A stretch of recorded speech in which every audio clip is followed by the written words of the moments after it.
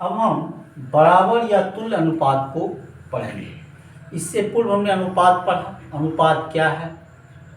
अब देखिए, बराबर या तुल्य अनुपात, बराबर मीन्स क्या होगा? बराबर रहना। जैसे हमको 3/7 के दो तुल्य अनुपात ज्ञात कीजिए, तो 3/7 में हम करते क्या है? 2 से ऊपर नीचे गुना करेंगे। 3 दूना 6, 7 दूना 14। फिर 3/7 में हम 3 से गुना करेंगे। 3 तिया 9 और 7 तिया 21। फिर 3/7 में हम 4 से गुना करेंगे।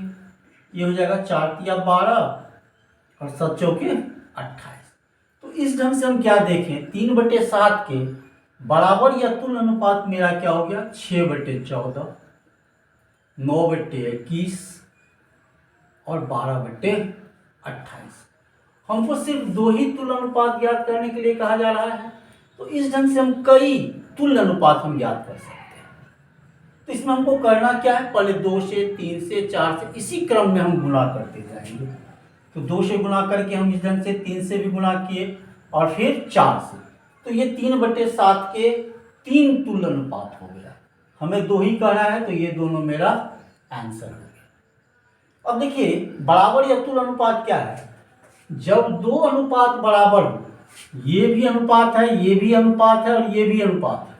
जब 2 अनुपात बराबर हो, उसे बराबर या तुल्य अनुपात कहा जाता है। कहने का 3/7 को ले लीजिए और दूसरा 6/14 है। अगर इसको हम काटते हैं, तो इसको हम काटेंगे 2 से, तो 2 तिया 6 और फिर 2 से काटे तो 7, तो 3/7 बराबर 3/7। तो इस ढंग से जब 2 अनुपात मेरा बराबर होता है, तब उसे बराबर या तुल्य अनुपात कहा जाता है। फिर है बराबर या तुल्य अनुपात ज्ञात करने के लिए अनुपात को सरलतम रूप में रहना चाहिए। सरलतम रूप इससे पूर्व भी हम जानते हैं, सरलतम रूप कर दीजिए या लघुत्तम रूप कर दीजिए। सरलतम रूप होता है काट के छोटा करना, या दूसरा मेथड क्या है? जैसे 12/28 का सरलतम रूप क्या होगा? या तो इस दोनों का हम मौशा निकाल लेंगे और मौशा निकालने के बाद जो मौशा आता है उसे अंश और हर में भाग दे देंगे, तो हमको सरलतम रूप आ जाएगा। या काटने के मेथड से हम काट सकते हैं। ये पहले 2 से काट लिए, ये 6 हो गया, ये 14 हो गया। फिर 2 से काट लिए, ये 3 हो गया और ये 7 हो गया। जब तक ये सरलतम रूप में नहीं रहेगा, तब तक हम इसका तुल्य अनुपात ज्ञात नहीं कर सकते। और दूसरा है, क्या अनुपात 5/6 और अनुपात 25/30 के तुल्य हैं? ये 2 अनुपात हैं। ये दोनों अनुपात क्या एक दूसरे के तुल्य हैं? देखते हैं।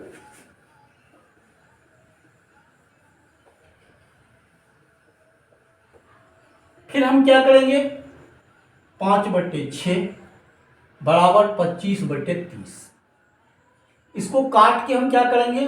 छोटा करेंगे, सरलतम रूप में लाएंगे। जब ये दोनों बराबर हो जाएगा, तब ये मेरा तुल्य अनुपात है। अगर ये बराबर नहीं होगा, तो ये मेरा तुल्य अनुपात नहीं है।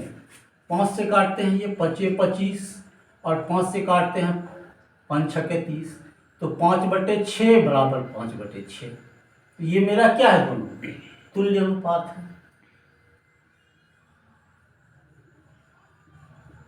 ये मेरा तुल्य अनुपात है। अगर ये बराबर नहीं रहता, तो ये मेरा तुल्य अनुपात नहीं होता। अब है रिक्त स्थानों को भरिए। ये भी मेरा तुल्य अनुपात पर ही आधारित है। अब इस रिक्त स्थान को भरते हैं। पहला मेरा दिया है 15/18। फिर सेकंड है यहाँ 6। अब ये देख रहे हैं 6 जो है 3 मरतबे में यहाँ कट रहा है, तो ये 3 से हम ऊपर वाले को डिवाइड कर देंगे, तो यहाँ हो जाएगा 5, 5 दिया 15, छत्रिक 18। फिर नेक्स्ट हम देख रहे हैं, यहाँ डैश दिया है और यहाँ दे दिया 10। 5 दूना 10, 2 से संबंध आ रहा, तो 6 दूना 12, इससे संबंध आएगा। तीसरा हमको है यहाँ पर 30 दिया गया, तो 30 हम इससे संबंध लेंगे। 6 पंचा 30, 5, तो 5 को 5 से गुना कर दीजिए, ये क्या हो जाएगा? 25। इस ढंग से हम ये तीनों प्रॉब्लम को कर लेंगे। अब हम समानुपात पढ़ने के लिए जा रहे हैं। हमने अनुपात पढ़ा। जब 2 अनुपात आपस में बराबर, कोई भी 2 अनुपात हम ले लेते हैं, मान लीजिए 3:4 और समानुपात 6:9। जब दो अनुपात आपस में बराबर हो, कहेगा कि ये अनुपात और ये अनुपात अगर आपस में बराबर है तो उसे समानुपात कहेंगे, या दूसरा नाम समानुपात या सीधा अनुपात या अनुक्रमानुपात, ये तीनों नाम से इसको हम सूचित कर सकते हैं। जैसे 3/4 बराबर 6/9, इसको हम काट के देखेंगे, 3 दूना 6 और 3 तिया 9। यहाँ 3/4 आ रहा है और ये 2/3 आ रहा है। ये दोनों मेरा समानुपात नहीं है। समानुपात के लिए जब दो अनुपात आपस में बराबर हो, कहने का अर्थ ये अनुपात और ये अनुपात अगर आपस में बराबर होगा तभी ये क्या कहलाएगा, समानुपात कहलाएगा, या सीधा अनुपात कहलाएगा, या अनुक्रमानुपात कहलाएगा। और ये है मेरा समानुपात का चिन्ह। क्या निम्न राशियां समानुपात में है? अब इसको फिर दोनों अनुपात को हम अलग अलग इक्वल करते हैं। अगर ये बराबर हो जाता है तब मेरा क्या कहलाएगा, समानुपात। अब देखिए 15/45 बराबर 40/120, ये हो गया 15 तिया 45, ये हो गया हमको 40 तिया, ये 1/3 बराबर 1/3। ये दोनों अनुपात मेरा क्या है, दोनों अनुपात मेरा बराबर है, इसलिए इसको हम कह सकते हैं कि ये मेरा समानुपाती है। अब देखिए ये मेरा समानुपात है। अब इसका कुछ नाम है, इसको हम कहते हैं प्रथम समानुपात। इसका क्या नाम है, द्वितीय समानुपात। इसका नाम है तृतीय समानुपात और इसका नाम है चतुर्थ समानुपात, या इसको हम पद भी कह सकते हैं। इसका क्या नाम है, प्रथम समानुपात।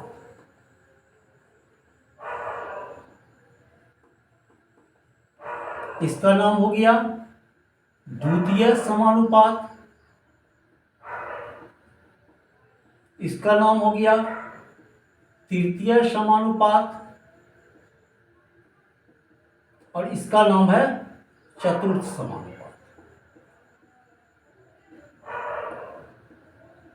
जब हम समानुपात को फिर दो भाग में करेंगे, एक होगा आप पढ़े हैं अनुक्रमानुपाती और दूसरा है व्युत्क्रमानुपाती। इस पर जब प्रॉब्लम पाएंगे तब इसका हमको जरूरी होगा। तो इसमें ये फर्स्ट का संबंध थर्ड से होता है, प्रथम समानुपात का संबंध तृतीय समानुपात से होता है और द्वितीय समानुपाती का संबंध चतुर्थ समानुपाती से होता है। फिर इसका दूसरा नामांकन किया गया है। इसमें समानुपाती के कथन में क्रम में ली गई चारों राशियां पद कहलाती है, ये तो एक अलग है। फिर इसी को 15:45 समानुपात 40:120। अब इसमें हमको क्या क्या है, प्रथम और चतुर्थ का नाम क्या रखा है, चरम पद। इसका नाम क्या रह गया, चरम पद। और इस दोनों का नाम हो गया मध्य पद। दो ढंग से हो गया। इसको हम प्रथम समानुपात भी कहते हैं या प्रथम पद भी कहते हैं। इसको द्वितीय समानुपात या द्वितीय पद भी कहते हैं। इसको तृतीय समानुपात या तृतीय पद भी कहते हैं। इसको चतुर्थ समानुपात और चतुर्थ पद भी कहते हैं। फिर दूसरे ढंग से इसका नामांकन हो गया, प्रथम और चतुर्थ को हम चरम पद कह दिए और 45 और 40 को जो है ये बीच वाले को हम क्या कह दिए, मध्य पद। अब हम को तीन पद ए बी सी तीन संख्या अगर दिया हो तब हमको प्रथम पद, मध्य पद और तृतीय पद हमको ज्ञात करना है।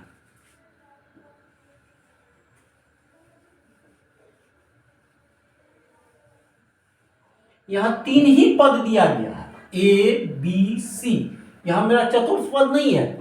इस कंडीशन में अगर हम प्रथम पद निकालते हैं, प्रथम पद या प्रथम समानुपात ये निकालते हैं, तो हम इसको क्या करते हैं, डबल b² लिखते हैं। अगर हम मिडिल का पद निकालते हैं, मध्य पद, तो मध्य पद के लिए हम क्या करते हैं, रूट अंडर ए और सी यानी ये और ये, इसका रूट अंडर निकालते हैं। अगर हम तृतीय पद या तृतीय समानुपात निकालते हैं तो इस कंडीशन में इसको हम क्या करते हैं, c² ए लिखते हैं। अब हम प्रॉब्लम पा रहे हैं, जैसे 4 और 9 दो हम पद ले लिए। अब इससे हमको प्रथम, मध्य और तृतीय तीनों निकालना है। तो ये तो फॉर्मूला हो गया, लेकिन आपको ट्रिक के रूप में याद क्या रखना है, प्रथम पद निकालना है तो प्रथम को 2 बार कर लीजिए। प्रथम पद अगर हमको निकालना है तो प्रथम को हम 2 बार कर देते हैं, तो 4 गुना 4/9 इस फॉर्मूला से ये हो जाएगा 4 चौका 16/9। मध्य पद निकालना है। मध्य पद जब ही निकालना हो तो इस दोनों को हमको क्या करना है, रूट अंडर के में हमको मल्टीप्लाई कर देना है। 9 चौके 36, ये मेरा कितना हो गया 6। और अगर तृतीय पद हमको निकालना है, तृतीय पद हमको निकालना है तो करना कुछ नहीं है, ये सेकेंड टर्म को 2 बार कर देना है और इसको हमको फर्स्ट टर्म को 1 बार, तो 81/4। तो इस प्रकार हमने क्या देखा, फॉर्मूला पर भी अगर हम b² या रूट अंडर AC या c² ले रहे हैं, अगर इसको हम छोड़ देते हैं तो जो भी हमको संख्या दे दे, 2 ही संख्या रहेगी। प्रथम के तो प्रथम को 2 बार, नीचे में 1 बार लिख देना। मध्य के तो दोनों को गुणा करके उसका रूट निकाल देना है। और तृतीय के तो ये लास्ट वाले टर्म को 2 बार करके और फिर फर्स्ट वाले टर्म से इसको डिवाइड कर देना है। इस ढंग से अगर हमको 3 ही पद दे, A B C 3 संख्याएं दे और उससे हमको प्रथम पद, मध्य पद और तृतीय पद निकालने के हैं, तो बस कुछ नहीं, 2 पद है, अगर प्रथम कर रहा है तो प्रथम को 2 बार कर देंगे, बट इस ढंग से हम निकाल देंगे। अब इस अनुपात को हम देखते हैं।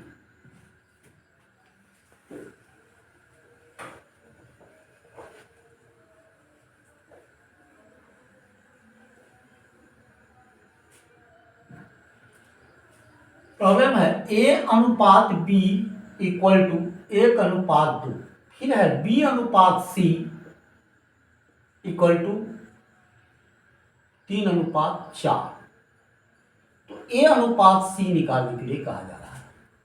इसको 2 ट्रिक से हम बनाएंगे, एक शॉर्टकट और एक पूरा विश्लेषण करेंगे। तो शॉर्टकट में क्या करना है, AC हमको निकालना है। तो देखिए A/B तो क्या हो गया A/B, फिर गुणा कर दीजिए B/C तो B/C। अब इस दोनों को हम क्या करते हैं, अब इसका अनुपात हम लिख देते हैं। ये हमको A और C निकल गया, इसमें प्रायः A और C ये फर्स्ट टर्म और ये लास्ट टर्म का ही अनुपात निकालने के लिए दिया जाता है। इसको इस ढंग से लिख दिए, ये B भी कट जाएगा, यहाँ हमको AC बच जाएगा। इसलिए इसको हम लिख सकते हैं AC बराबर 1/2 गुना 3/4। अब ये नहीं कटेगा किसी से, ये हो जाएगा 3/8। तो A/C हमको हो जाएगा 3/8, या ऊपर में भी हम ये लिख के तब ये नीचे में लिख के हमको 3/8 आ जाएगा। अब इसी को हम विस्तृत रूप में समझते हैं कि कैसे बनता है।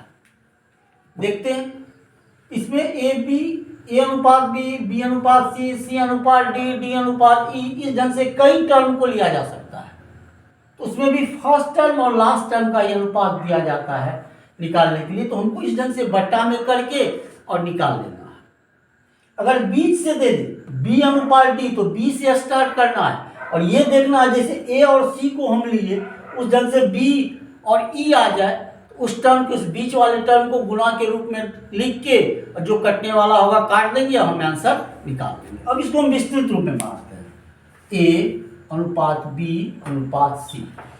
AB अनुपात कितना है 1/2, BC क्या है 3/4। अब इसको हमको करना कैसे है, इसके साथ इसको गुना, इसके साथ इसको गुना और इसके साथ इसको गुना, याद रखना है।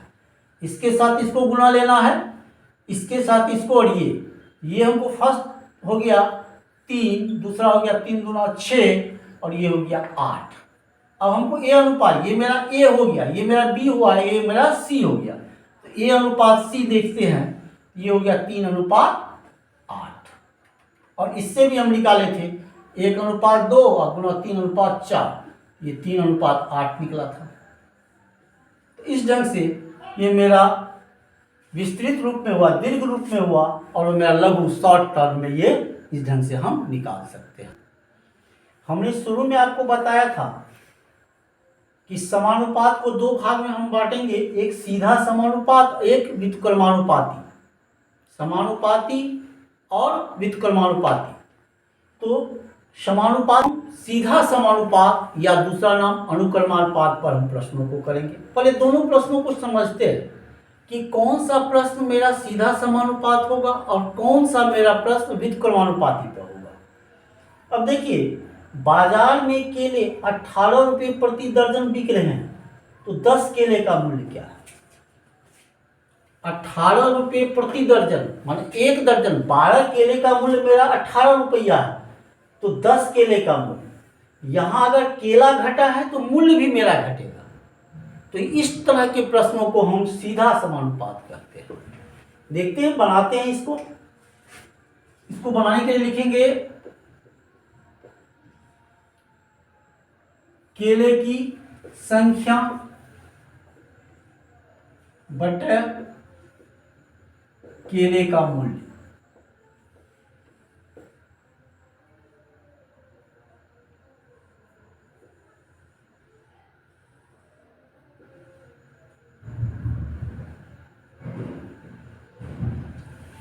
प्रति दर्जन, एक दर्जन बराबर 12 केले, तो 12 केले का मूल्य हमको कितना है? 18 रुपया। कह 10 केले का मूल्य, 12 केले का 18 रुपया है, तो 10 केला का मूल्य और कम होगा। तो यहाँ जो नहीं है उसको हम x मान लेते हैं। ये हो जाएगा 12/18 बराबर 10/x। और इसको हम 12 गुना x बराबर 18 गुना 10, x बराबर 18 गुना 10/12, 6 दूना 12, 6 तिरिक 18 और 2 पंच 10, x बराबर 15। तो हमको क्या निकला? 10 केले का मूल्य कितना निकल गया? 15 रुपया। तो देख रहे हैं, अगर केला हमको घटा है तो मूल्य भी हमको घट गया है। अब हम दूसरे प्रश्न की ओर चल रहे हैं। देखिए, अगर किसी घर को बनाने में 10 मजदूर है और 10 मजदूर किसी घर को 4 दिनों में बनाता है। 10 मजदूर किसी घर को क्या करता है? 4 दिनों में बनाता है। तो अगर हम मजदूरों की संख्या बढ़ा देंगे तो दिनों की संख्या हमारी क्या होगी? कम जाएगी। यहाँ मजदूर बढ़ा तो दिन मेरा क्या हो गया? कम हो गया। तो इस ढंग से ये डायरेक्ट उल्टा हो रहा है। मजदूर बढ़ रहा है तो दिनों की संख्या घट रही है। अगर दिनों की संख्या बढ़ाएंगे तो मजदूर की संख्या घटेगी।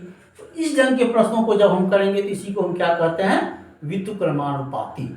अभी हम समानुपाती पर ये 3 प्रश्नों को करेंगे, फिर हम व्युत्क्रमानुपाती पाएंगे। एक मकान का 4 माह का किराया 10,000 रुपया है।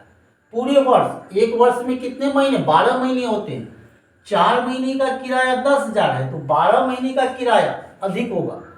महीना बढ़ा तो किराया भी बढ़ गया। इस तरह के प्रश्नों का हम हल करते हैं।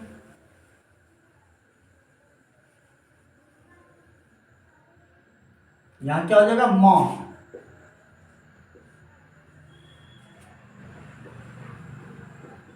और किराया।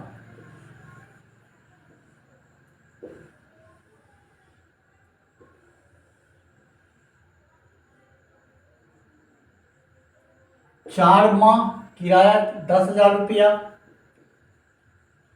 12 माह किराया निकालना।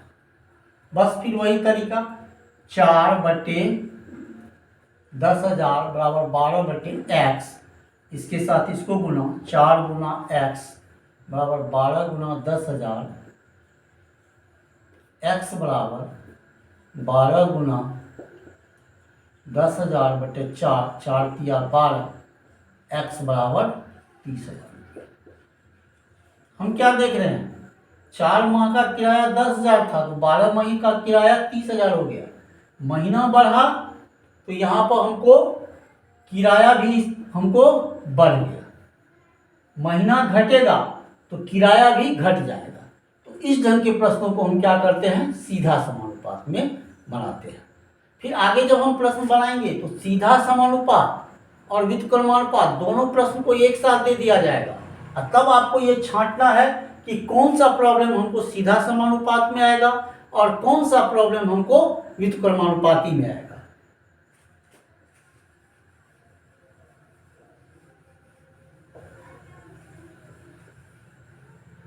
अब है मिठाई बनाने में, मिठाई जब बनाते हैं यहाँ चीनी लिया गया है और खोआ लिया गया है। चीनी केजी में और दूसरा ले गया है खोए।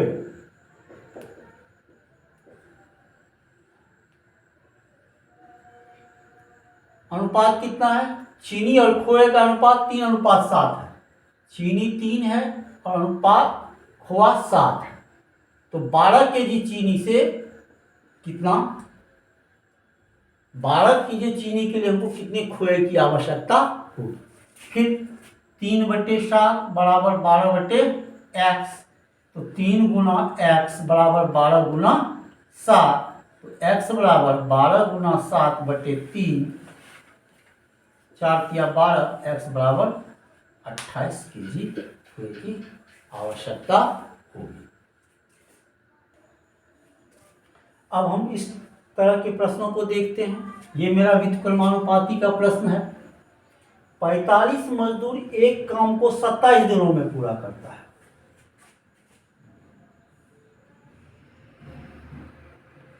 मजदूरों की संख्या,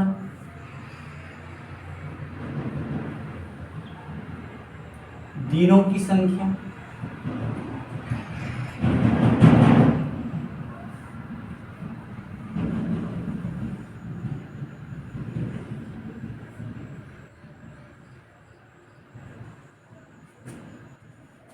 पैंतालीस मजदूर एक काम को 27 दिनों में, मजदूरों की संख्या है 45 और दिनों की संख्या है 27, तो कितने मजदूर उसी काम को 15 दिनों में पूरा करेंगे। अब सवाल को देखा जाए, 45 मजदूर है, कोई काम कर रहा है वो 27 दिन में, अगर वह 15 दिन में ही उस काम को खत्म करना चाहता है तो मजदूरों की संख्या को बढ़ानी होगी। तो हम देख रहे हैं दिन की संख्या घटी तो मजदूरों की संख्या बढ़ेगी। इसका आंसर जो होगा वो 45 से अधिक मजदूर आएगा, क्योंकि 45 मजदूर उस काम को 27 दिन में कर रहा है और उस काम को हमको 15 दिन में ही खत्म करना है, तो मजदूरों की संख्या बढ़ जाएगी। और इस तरह के प्रश्नों को हम क्या कहते हैं, व्युत्क्रमानुपाती। इसको बनाने का मेथड भी थोड़ा सा चेंज होगा। उसमें हम बट्टा करते थे, जो नहीं है उसको x मान लिए। इसमें हम डायरेक्ट गुना कर देंगे, 45 गुना 27 बराबर x गुना 15। फिर x का वैल्यू निकाल लेंगे, 45 गुना 27 बटे 15, 15 तिया 45, x बराबर 27 तिया 81। देख रहे हैं दिन घटा, मजदूरों की संख्या हमको कितनी हो गई, 81। तो इस तरह के प्रश्न को हम क्या कहते हैं, व्युत्क्रमानुपाती। अब समानुपाती, अभी हम सभी छोटे छोटे प्रश्नों को कर रहे हैं। कारण है कि आपको समझना है कि कौन सा प्रॉब्लम मेरा समानुपाती में जाएगा और कौन सा प्रॉब्लम मेरा व्युत्क्रमानुपाती में जाएगा। दूसरा प्रश्न को देख रहे हैं, एक छात्रावास में 300 छात्रों के लिए 15 दिनों की राशन सामग्री है। 300 छात्र हॉस्टल में है, उसको 15 दिनों का राशन है। 200 छात्र बाहर चले गए, छात्र 300 है तो 15 दिन तक चला, 200 छात्र निकल गया तो 100 छात्र ही हमको बचा, तो वह राशन सामग्री कितने दिनों तक चलेगी।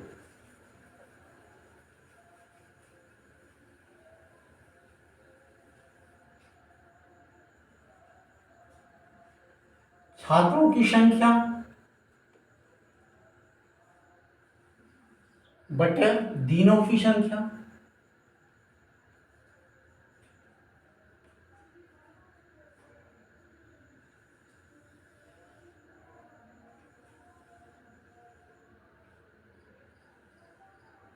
छात्र हमको 300 है तो 300 छात्र के लिए हमको 15 दिनों का भोजन सामग्री है।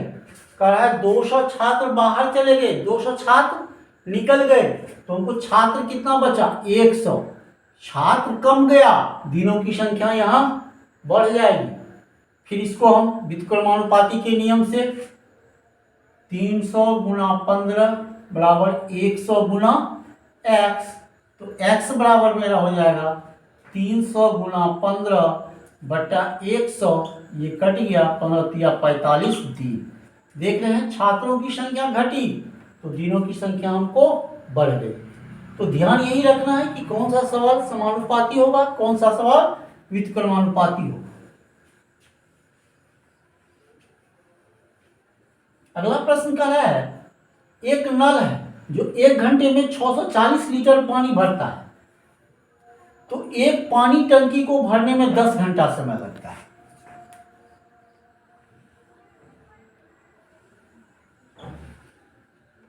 लीटर और यहां क्या हो गया, घंटे। 640 लीटर 10 घंटा, कड़ा 8 घंटा कितना लीटर, बस ये भी 10 घंटा में 640, इसको भी उसी ढंग से बना लेंगे। 640 गुना 10 बराबर x गुना 8, x बराबर 640 गुना 10 बटे 8, 8 64 जीरो, x बराबर 800 लीटर। तो इस ढंग से हम समानुपात और व्युत्क्रमानुपात दोनों को हम अलग अलग कर लेंगे पहले प्रॉब्लम को, और फिर मिक्स करके हम बनाएंगे, तब हमको समझ में आएगा कि कौन सा प्रॉब्लम समानुपात में जाएगा और कौन सा प्रॉब्लम व्युत्क्रमानुपाती में